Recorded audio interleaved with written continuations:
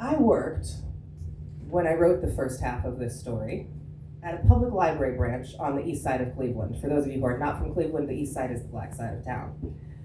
Cleveland, the mistake on the lake, is internationally renowned for our social problems. The crime, the poverty, the burning river, the murderous cops, the devastation of the Rust Belt. I have friends from Denmark and Italy and Shanghai who will ask me, why is Cleveland so messed up when they have never, ever walked on the Lake Erie shore? They've never eaten a pierogi.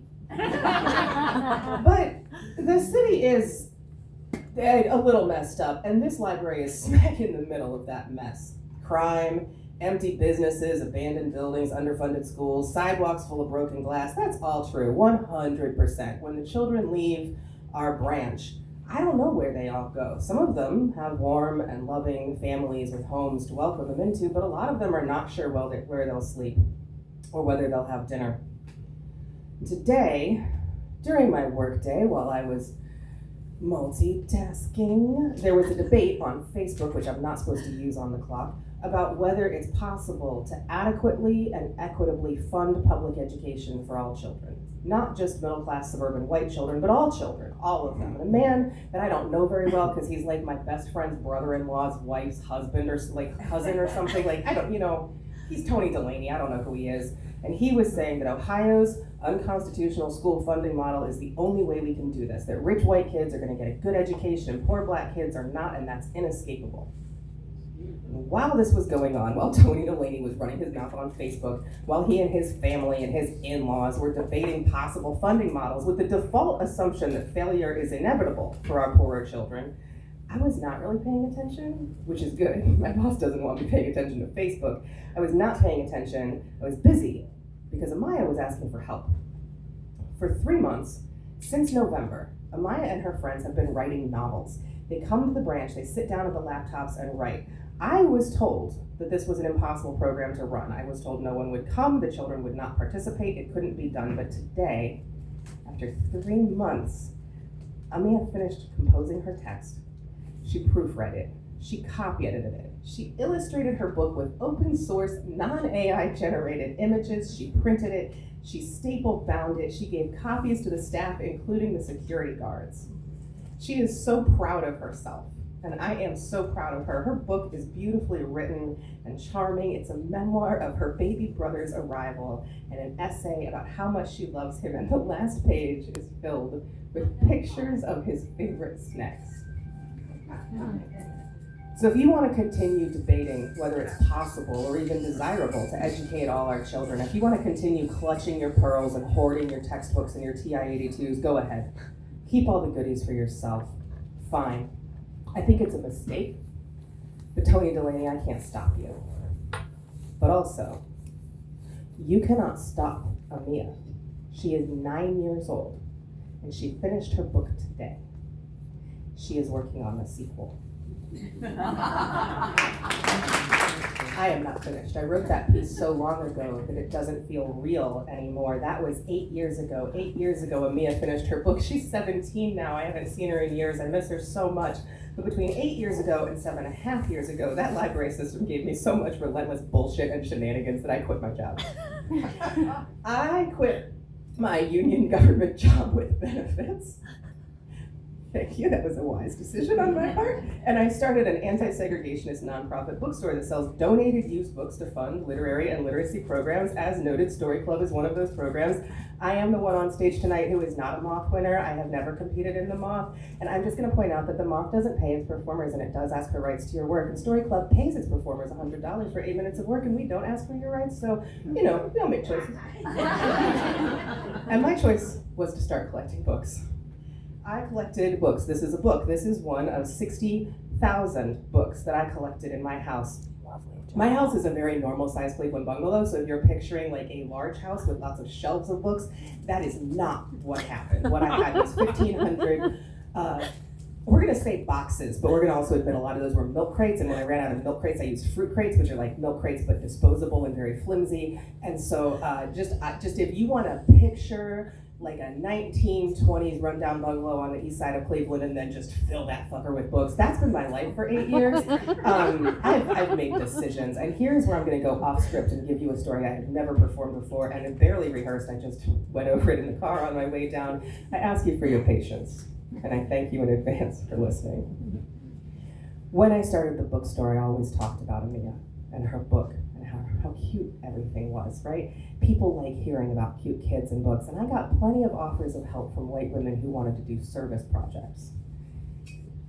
And I bit my tongue, and I accepted those offers, and I didn't say the truth out loud. And anytime I got close to the truth, I'd always sign the dog's name.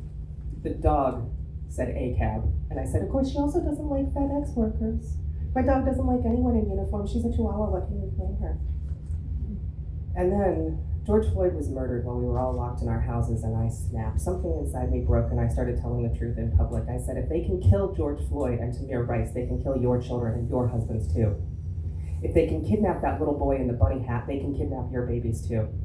I said, terrorism is designed to terrify the witnesses and keep us too scared to take action. I said, this is a constitutional democracy, and summary execution on the street is against every principle of that constitution. I said, if you believe this is a Christian nation and you identify as a Christian, which not everybody does, but a lot of middle-class white women sure do, then you were told to love your neighbor as yourself, and no one said it's only your white neighbors. Speaking of neighbors, do you know your neighbors? And I asked my high school classmates who were coming to me saying, what's going on? I don't understand. I'm not political. And I said, do you know your neighbors in your suburb where you're drowning in a mortgage you can't afford? You got that mortgage so you could send your children to the best school possible, and now you and your husband both have to work full-time to afford it. So you're trapped in your marriage like you're trapped in your mortgage. I said, if you're trapped in a marriage and you can't leave without endangering your children's future, then you can't revoke consent. And if you can't revoke consent, then you can't give it either. And I said, Kim, Kelly, Jennifer, what's your sex life like? When you and your husband have sex for 7 minutes, 3 times a week, who has the majority of the orgasms? It has been like setting the world on fire. I started saying that heterosexual white middle-class women are having crappy sex lives and doing all the chores because of school segregation and police violence and mass incarceration. And you know what happened? I thought I would end up canceled on the internet. I thought that I would end up with no friends and no allies, but instead they started showing up in the bookstore sobbing, saying, you're telling the truth. I tell them, yes, Amia deserves better. Yes, immigrants deserve better. Yes, Black people deserve better, but so do we. I'm not asking you to do a service project for other people. I'm not suggesting we do more charitable work. I'm saying stand in solidarity with your neighbors, your immigrant neighbors, your disabled neighbors, your queer neighbors, your Black neighbors.